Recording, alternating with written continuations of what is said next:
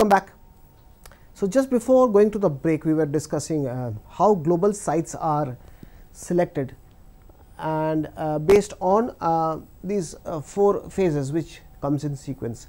Let us see the presentation briefly, and we will know. Again, I would advise you not to get into too much of a detail, just basically which all areas are considered, which are the areas of discussion at these individual 4 phases.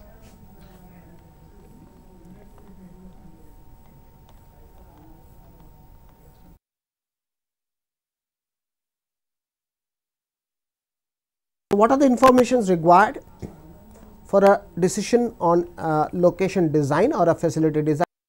Location of supply sources, location of potential facility sites. What is the demand forecast? How is the market? Is the market volatile? Is the market stable? Is the demand good? Is the demand fluctuating? How are the labor and the facility costs? How much? What are the transportation costs? What are the inventory costs? What are the sales price of product in different regions? Is it going to vary at the different regions? Is it going to stay stable? Are the taxes and tables of product is moved between 2 locations? Desired response time. If you remember earlier in our country, when we say tax and tariffs in our country, earlier we had different taxes.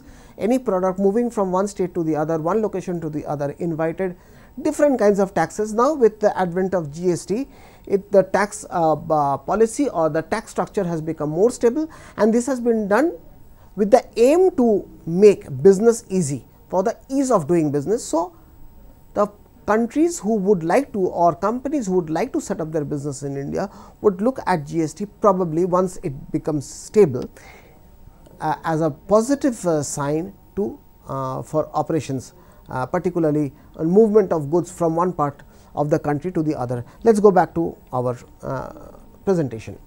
So, these are the informations required. So, phase 1, as I said, when I was when I started this particular structure, I told you that at various stages certain areas are discussed, and what all things that are discussed, what are the factors which are discussed at this. So, phase 1 is the strategic decisions. It basically discusses the broad supply chain decisions. It determines the stages of supply chain, whether a particular function will be outsourced or will be done within the organizations. What would be the company's competitive strategy? What are the customer needs? Does the company has the capability? Does the supply chain structure of that company is capable enough to meet the customer needs? Is the product has global evolution? Is it going to evolve? It is going to, if the demand is going to increase, is sufficient enough of capital is available? Whether I am going to build or lease a particular facility, am I going to build a warehouse myself by investing money, or I am going to take warehouses on lease? So, these are basically 1, 2, 3, 4, 5, 6, 7, 8, 9 factors, or the 9 areas of discussion at the very first phase, which is the strategy phase.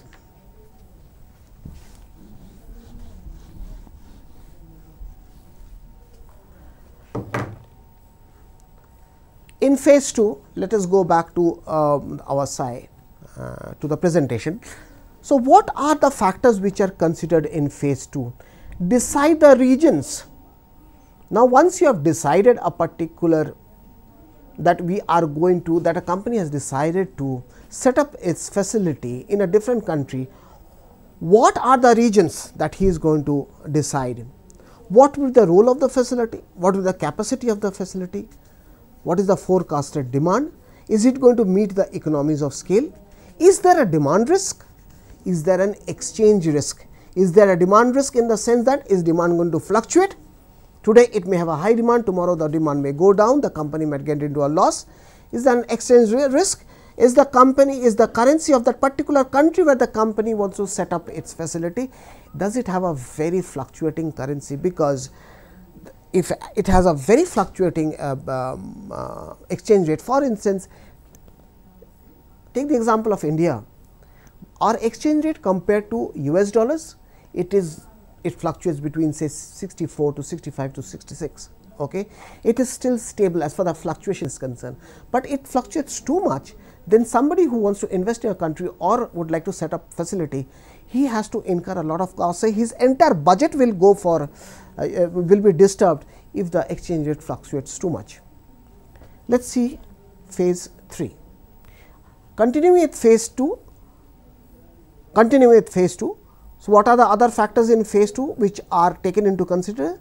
Political stability, what are the regional tariffs, what are the taxes, what are the local production issues, are there tax incentives provided by the government, are there any export import restrictions? There are countries, if I am producing a particular product and if I want to set up my plant in India, I have to see whether the Indian government has restriction on that particular product. Then there are two possible alternatives: to have larger network, that means having a facility in each region, or consolidate plants in just few regions, that means something like a decentralized or a centralized approach. Phase 2, decide the region where facilities to be located by considering regional demand, tariffs, economies of scale. So, this is basically a repetition of the previous slide.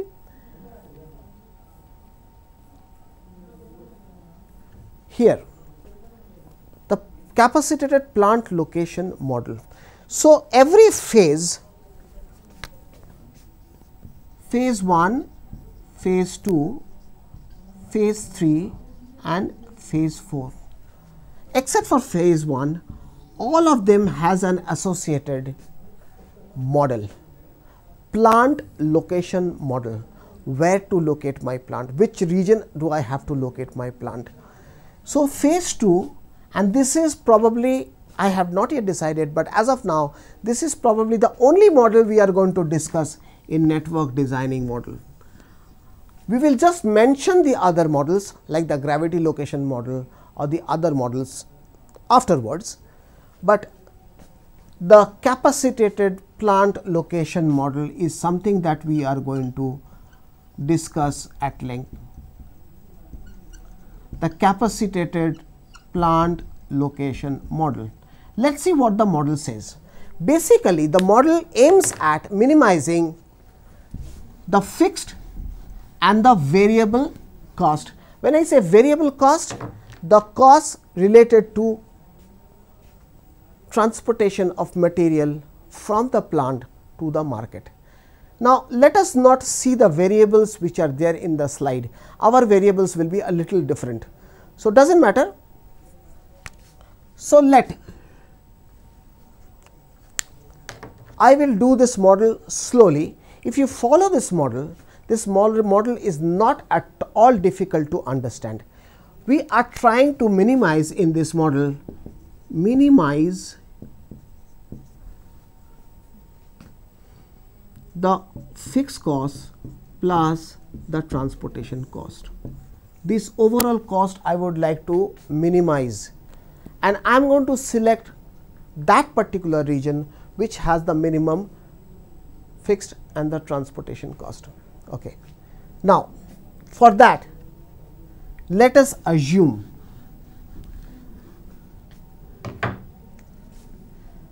let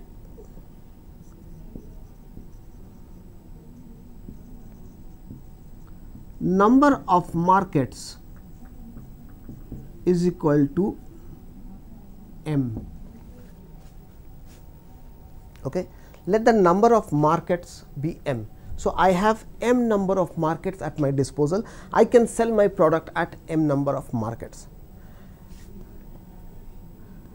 Let the number of plants be N. So, I have N number of plants. My problem is to, or my objective is to shift or to transport material from all the plants to all the markets. Let one particular market be denoted as I, one particular plant be I. Let one particular market be J. So I can be market number 1, I can be market number 2, I can be market number 3, 4, whatever it may be, right?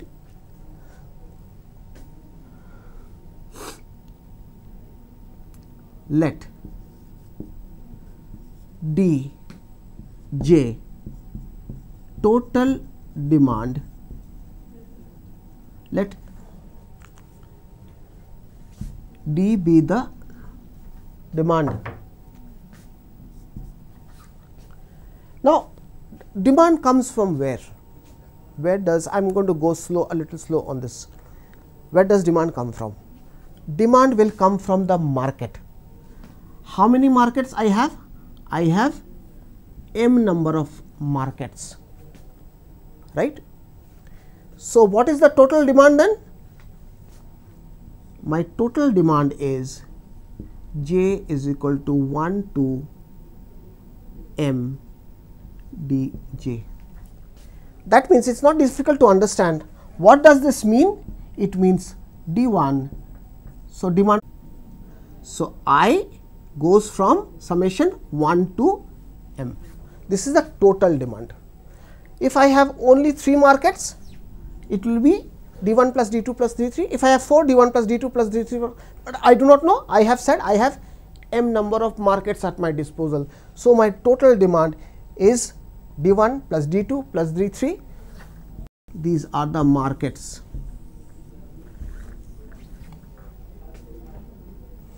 So, sometime when we do business locally, suppose I will give you an example, a company who is doing only business in Hyderabad and he has customers only in Hyderabad, he would probably say my market in Old City, the market in High Tech City, the market in Dilshuk Nagar, the market in Secunderabad. This is the way they look at it.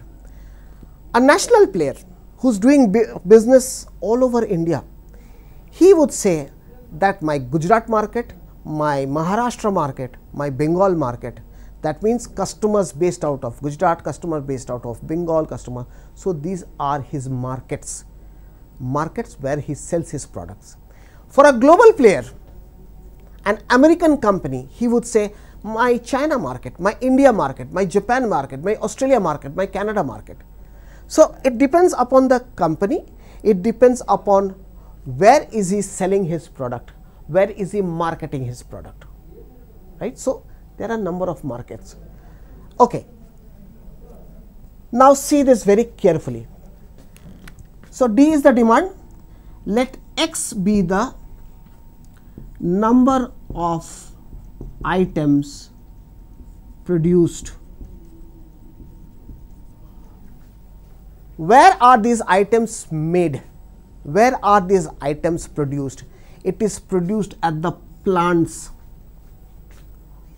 right. So, plant 1 is producing X1, plant 2 is producing X2, plant 3 is producing X3 quantity, all these are quantities.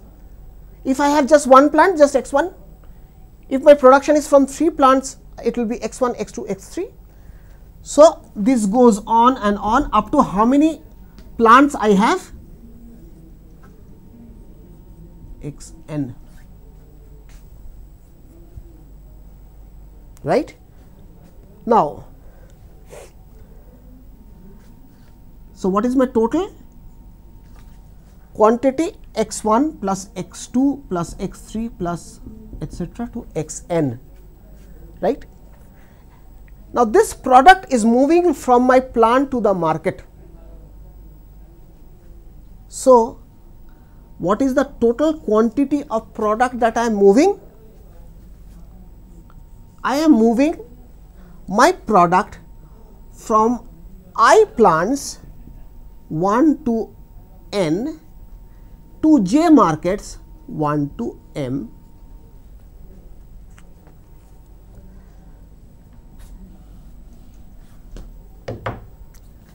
X I J. So, from ith plant to jth market, I can be any of these, any of the n plants, and j can be any of the m markets, right. So, I am moving, I have so many plants and I have so many markets. So, products are being moved from different plants to different markets, right. So, what is the total quantity of product being moved, because I have to arrive at what is called transportation cost, right. Now, let y be a particular, denote a particular plant. How many plants I have? I is equal to 1 to n y I. Let, if you come here, or we remove this,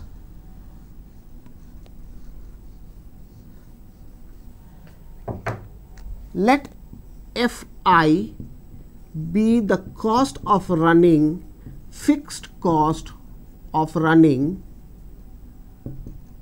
plant I. How many plants I have? N number of plants. So, what is the total fixed cost I have?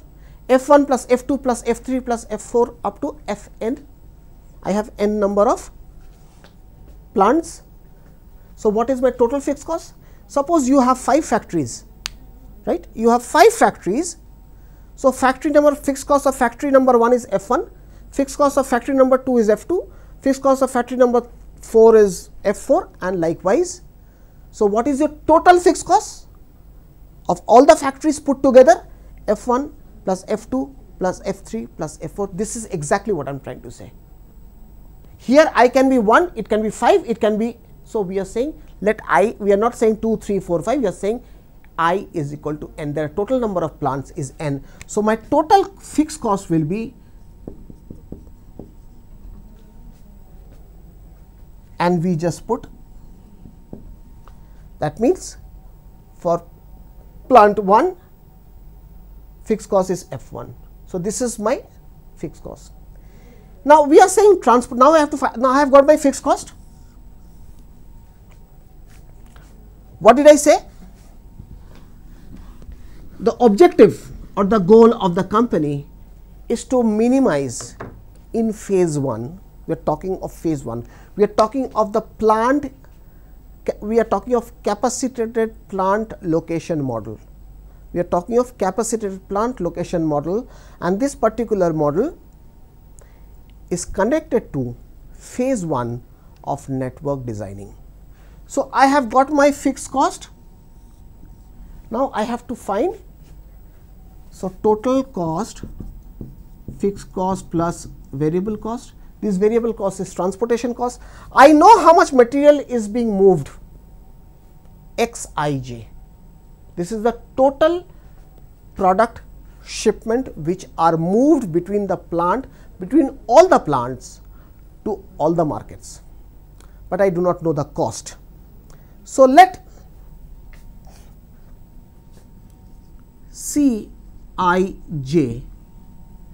be the cost of moving from ith plant to jth market. From ith, so cost per unit, it is cost per unit quantity, cost per unit quantity. This model upfront will look a little difficult. I will explain this a number of times, and then you need, when you get this particular study material, you try to go through it, and trust me, all my other students, wherever I have explained this, initially they have all found it a little complicated, but if you think properly and if you have the concept clear, doesn't matter, instead of ij you can put pq or xy or whatever it may be, doesn't matter. So what is the cost of transportation then? Cij. So I am saying you go to a transporter, you have 100 kilos of certain item. Okay, so you have 100 kilos of certain items to be moved. That is the total quantity. So this is actually xij. For simplicity's sake, I am saying you have to move from Hyderabad to Delhi. Hyderabad is your plant, Delhi is your market. You have to move 100 kilos. So you go to a transporter, is he going to move free of cost? No. So he is going to charge you a freight cost per unit. That means he is going to charge you a freight per kilo. Now if he charges rupees 20 per kilo, how much are you paying him? You are simply mathematics paying him 2000 rupees. 20 into 100, right? You can have similar shipment going from Chennai to Kolkata, Kolkata to Guwahati, Pune to Ludhiana, Ahmedabad to Bhubaneswar. So from different plants to different markets, when you add all of them, you get the total quantity. So what we do is that, so my total transportation cost is double summation I1 to, how many plants we have? We have n number of plants. How many markets we have? J is equal to 1 to m. What is the quantity? Xij into what is the cost per quantity? Cij. Not difficult to understand at all. So if I is plant number 1 and j is market number 2, so from plant 1 to market 2, and c is the cost for moving 1 unit of x from market number 1 to from plant number 1 to market number 2. When we add all of them, we get this summation. So this is my total transportation cost.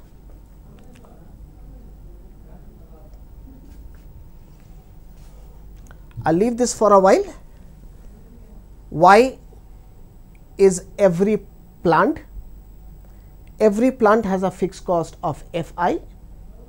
So plant number Y1 fixed cost 1, plant number 2 fixed cost 2. So how many plants we have? We have n number of plants. So my total fixed cost is summation 1 to n Yi Fi fixed cost, and my total transportation cost, total materials moved into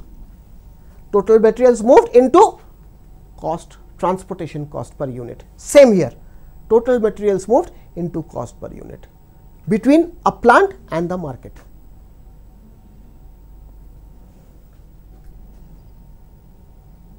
Okay. So we remove this.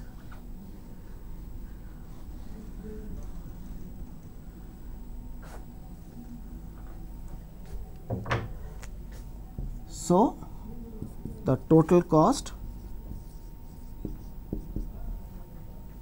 you bring it over here, I is equal to 1 to n Yi Fi plus summation I1 to n J1 to m Xij.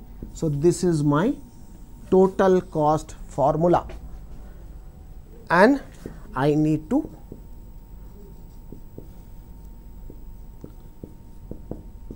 minimize.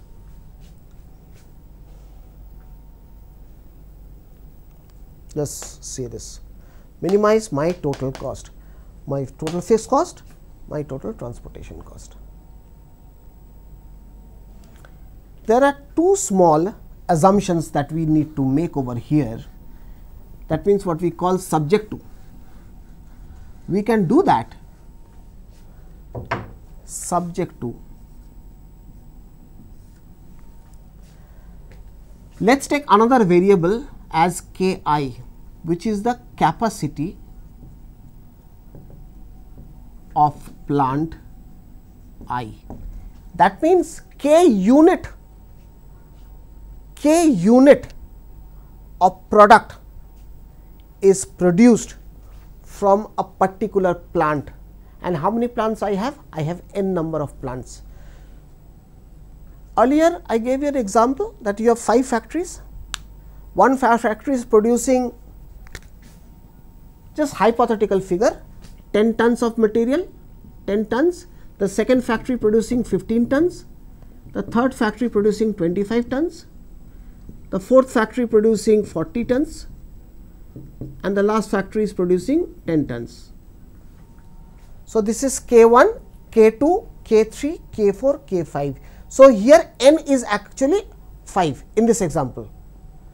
Here I, number of i's is n, here it is 5. So, what is my total capacity? 10 plus 15, 25 plus 25, 50 plus 40, 90, 100 tons is my capacity of all my plants put together. Correct? In this example. But here I am not taking 5 plants. How many plants have I taken? I have taken n number of plants.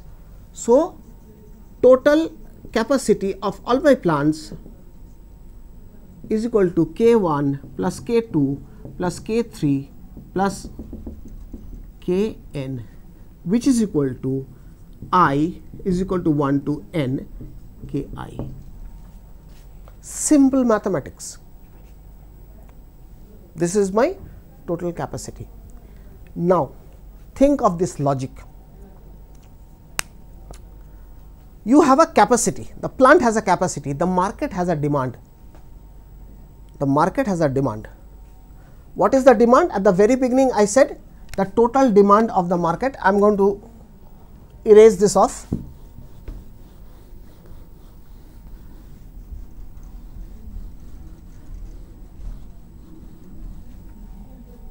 We go back to initially what we said. What is the total demand? We denoted demand by D. So, demand in market 1 is D1, demand in market 2 is D2, demand in market 3 is D3. How many markets we have? M. So, summation J denotes market 1 to M D J. This is the total demand. Now, think of the logic.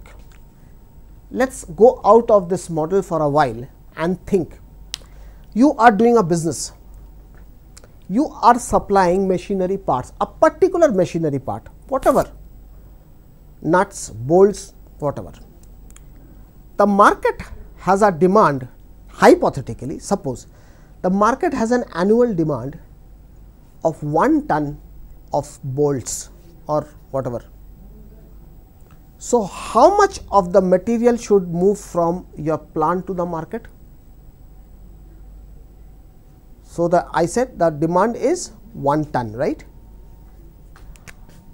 So, the demand is 1 ton. So, from plant, where is this demand? This demand is in the market. It is an annual demand that the market has. So, from plant to market, how much material you should move? If you move less than 1 ton, you lose business. If you move more than 1 ton, what will happen? There will be excess which will remain unsold, because the demand is fixed at 1 ton. If you move anything less than 1 ton, if you move 900 quintals or whatever it is, then you are, or 90 quintals or less than 1 ton, then you are going to lose on business, because you are sending items less than the demand. Whereas, if you send more than the demand, then your excess material will remain unsold. So, what you are sending in the market should be equal to the market demand. In this case, how much item am I sending to the market? from all the plants to the market. What is the total quantity I am sending? I am sending from n number of markets to n number of plants to j number of markets. I am sending total quantity that has to be equal to the demand. This is the total demand, and if I have to meet this total demand, I have to move equal amount or equal volume or equal number of units from my plants to, which very easy. You think of your own business, whatever business you may be doing, you have to produce or you have to send to the market those amount, the same number which the market needs, which the customers demand. You can neither send less nor can you send more. So, subject to minimization of the total cost subject to this. Number 2, now you think carefully. If I have to send this many materials, okay, let us go back to our example of the market having a demand of 1 ton of a particular component that you are producing. As a businessman, you are producing certain types of machinery parts. The market has 1 ton, you have to send 1 ton of those materials to the market, satisfy this. How much your plant should produce? Sometimes, once in a while, I refer to our home kitchen. When we discuss supply chain management and logistics, I often refer for simplicity's sake. So, you may ask your mom or whoever is cooking, what is the amount do they cook? Suppose there are 4 members in the house. There are 4 members in the house. Your mom would cook that much that would satisfy those 4 members, rice, dal, etc. She never cooks anything less than that. She would cook maybe a little higher than that or equal to whatever those 4 members need.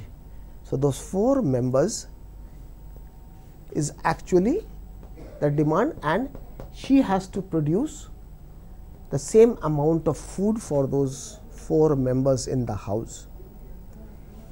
So, this is what she is producing. So, what is her plant? Her plant is kitchen. Here the plants are factories, and the factory's capacity should be good enough to produce this much of material or at least a little more, not less. So, mathematically,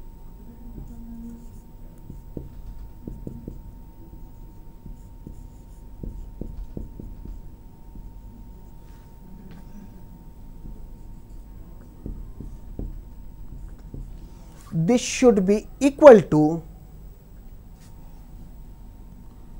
or less than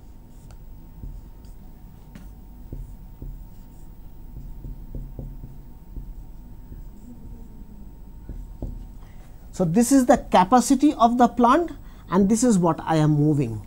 So, the capacity of the plant should be equal to the materials I should move. So, the kitchen should produce that much of rice which is required for those 4 members, or at least a little more, not less at all.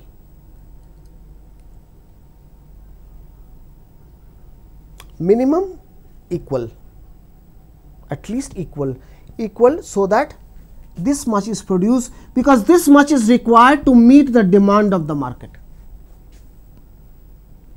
See this for a while.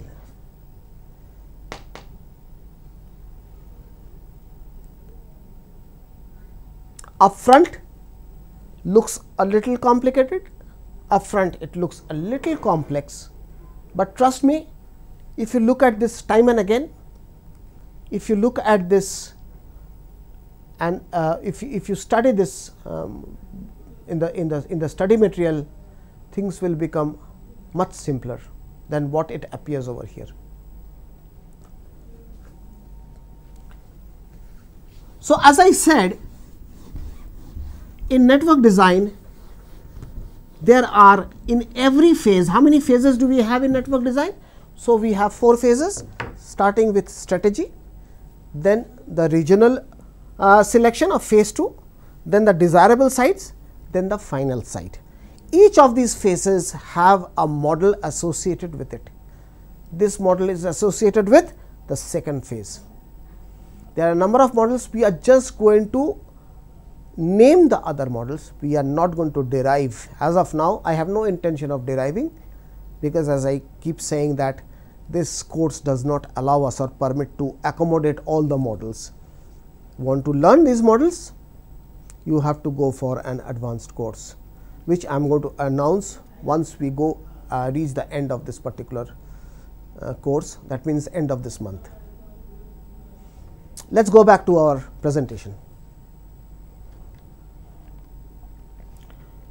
So, we explained exactly this, minimizing the fixed cost and the variable cost subject to the demand meeting the total volume being dispatched from the plant to the markets, and subject to the capacity constraints. That means the capacity of the plant, of each and every plant. If you see K and there is a Y, that means K corresponds to every plant which is denoted as Y. So, very simple, logically very simple to understand. Let us go to our next models. Phase 3 has gravity location model. It helps us to identify the potential locations, analyze the infra facilities, availability of suppliers, transportation services. So, these are the areas which are considered, these are the factors which are considered at phase 3 of network designing. Communication, availability of warehousing, availability of skilled workforce, workforce turnover, retention of workforce, whether this particular product or the plant is being receptive or being accepted by the community of that particular location. This is what is considered at phase 3 when we are trying to identify few desirable sites. We have already decided the region. Within that region, we are trying to ascertain which could be our desirable, which could be the options that we may be having. Out of the desirable sites in phase 4, we will select one particular site. Let us go back again. So, suppliers, communication, warehousing, workforces, turnover, community receptiveness. This is the gravity location model, and as I said, gravity location model basically tries to identify a location based on the plane, a coordination, and we are not going to discuss this model in detail as of now. So, we will skip this particular slide and we go on to the next slide. This is the gravity location model, and this helps us to identify the coordinate x and y. That means, in a particular plane,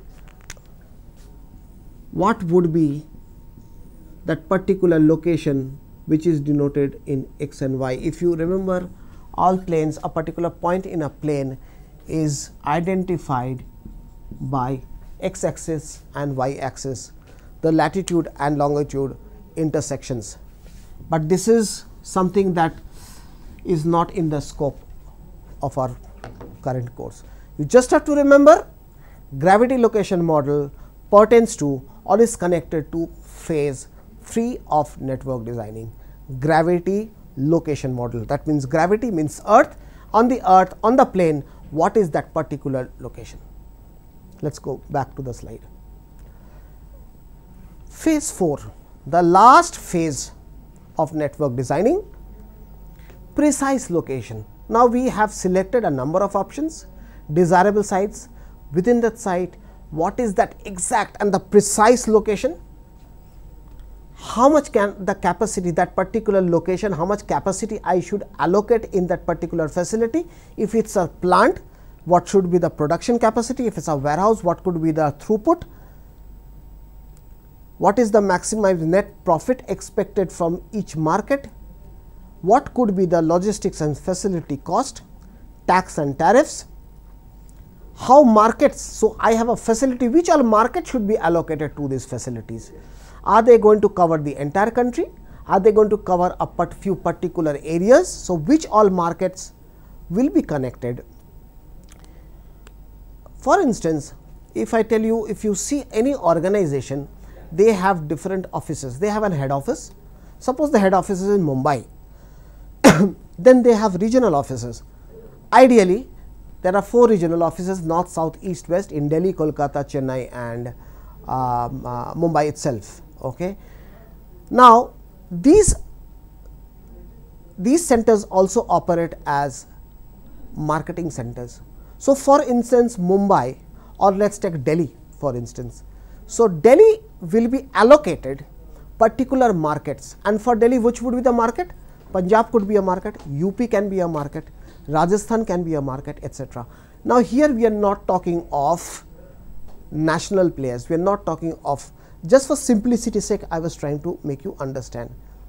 When it comes to global operations, you might think of Hyderabad. For instance, if Microsoft decides that they are going to use Hyderabad as their offshore center, it will decide which all regions, which all markets it will cover. So, it will probably cover the Indian market, it will cover Sri Lanka, it will cover Bangladesh, it will cover China, it will cover etc., etc., etc. So, they will connect the different markets to a particular facility. So, same over here. Let us go back to the slide again.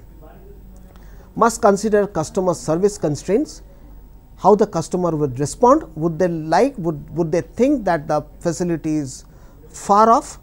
Decision should be altered on a regular basis on costing, and so a company should be flexible in terms of network designing, because if you remember in the very first presentation that we did and we were talking of the various areas of supply chain management, we said supply chain management is becoming more and more important because the customer is the king today. The choice and the requirement of customer is changing. So, the supply chain configuration, the supply chain strategies, the supply chain network always needs re-engineering, always needs restructuring, may or may not, but a company needs to be flexible, it cannot be rigid. If he thinks that a particular facility is not good enough to cater to the market that it has been allotted, it probably would think of changing the facility, it might think of changing the location. And if you see, if you make yourself aware of what is happening in the business, this is happening quite frequently. So, these are the areas, let us go back to the slide again, these are the areas which are considered in phase 4. So, what is the model which is connected in phase 4? Demand allocation model, which only considers the variable cost. Why variable cost? Because we have already decided the particular facility. So, it is only the cost which needs to be minimized, subject to the constraints of demand being equal to the supply and the capacity being equal or greater than the quantity moved. Also, location. So far we have been discussing the location of the plants and subject to or related to the markets. We have been discussing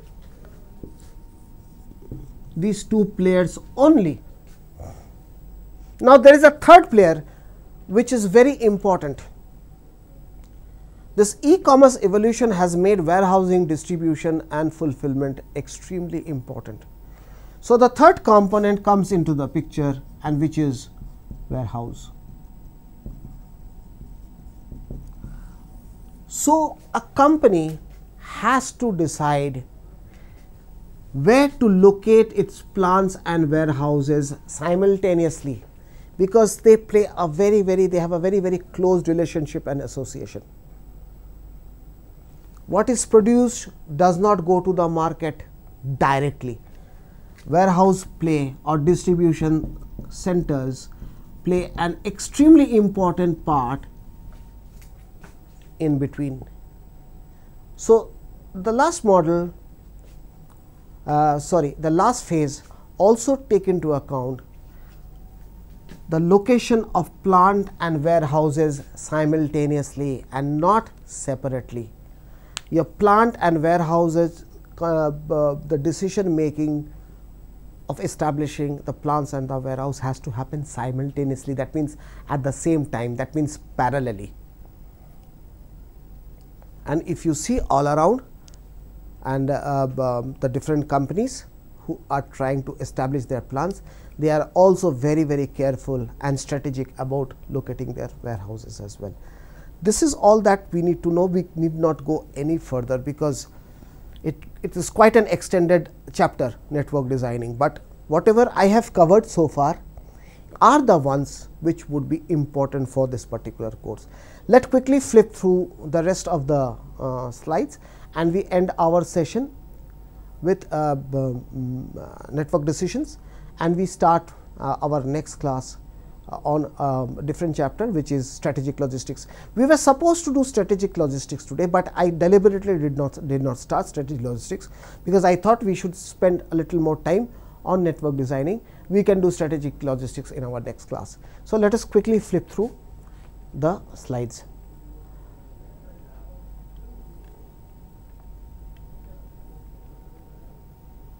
So, as I said, location and plant warehouse simultaneously. Here also we have a model. The model is not difficult at all. Here if you see the supplier, the manufacturer, the warehouse, and then the customer market. Here also we have a model, and it is quite similar to the model in capacitated plant location model, but this location, this particular location adds just one more component or one more player, which is the warehouse. So, obviously, the model becomes a little extended, and that is the reason we have decided not to include this particular model in this particular course. So, here we come to the end of network designing. Since we had highlighted strategic logistics, we are not going to discuss strategic logistics today in detail, but just to tell you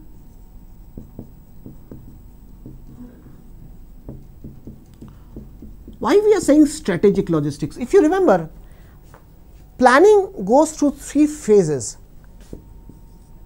One is strategy, then tactical,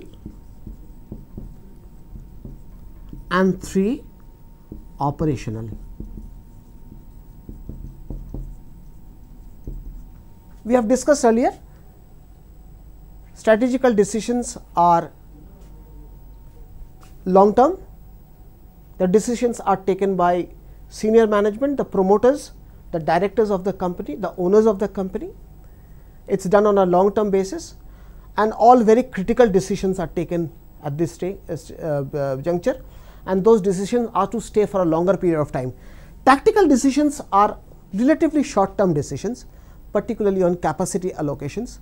These decisions are made for about 6 months or so, half yearly or maximum a year, not beyond a year, or generally about 6 months, 6 to 7 months.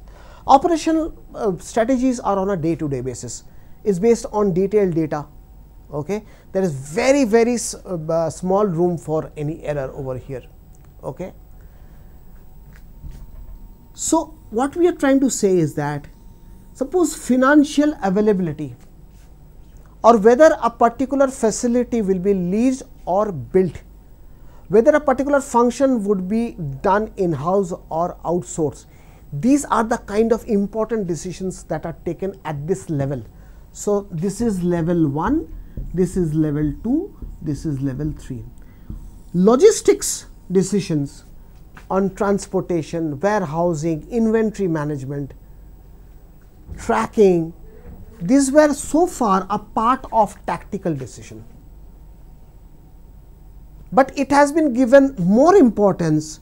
So, logistics decisions are now being discussed at a strategical level, because companies look at suppliers or vendors, logistics operators on a long term basis. They consider logistics service providers as somebody or logistics service itself that would give them a competitive advantage. So, improvement of logistics and supply chain, today the company believes, all the companies believe that if you improve your logistics supply chain, it will give you a competitive advantage. That means it will enhance your brand. It will take you one step ahead of your competitor. That is the kind of importance. So, they have decided to, the developed companies, the big companies, they have decided to move logistics and supply chain, logistics, particularly logistics decisions from tactical to strategy.